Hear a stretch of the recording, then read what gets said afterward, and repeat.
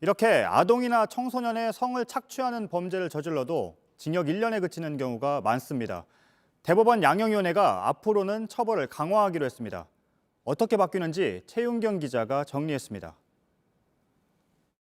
양형위원회가 어제 청소년 성보호법 11조 아동 성착취물을 만들고 유포하고 가지고 있는 사람을 처벌하는 조항의 형량 기준을 논의했습니다. 범죄자들에게 몇 년형을 선고하면 될지 기준을 만드는 과정입니다.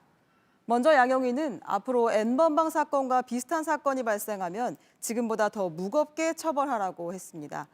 특히 형량이 비슷한 다른 범죄들보다 더 강하게 처벌할 수 있도록 하겠다고 했는데요. 예를 들어 청소년 성폭행 범죄와 아동 성착취물 제작은 둘 다 무기징역이나 징역 5년 이상을 선고하게 돼 있습니다.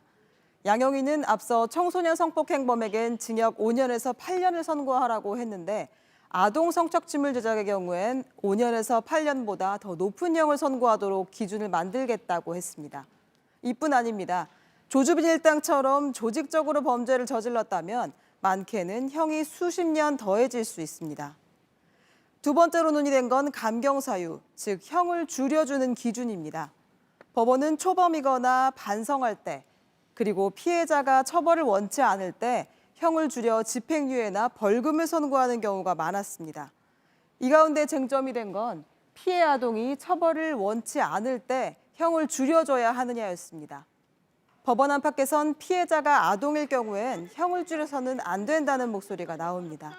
감경 사유가 많아지면 솜방망이 처벌이 될 가능성이 높기 때문입니다.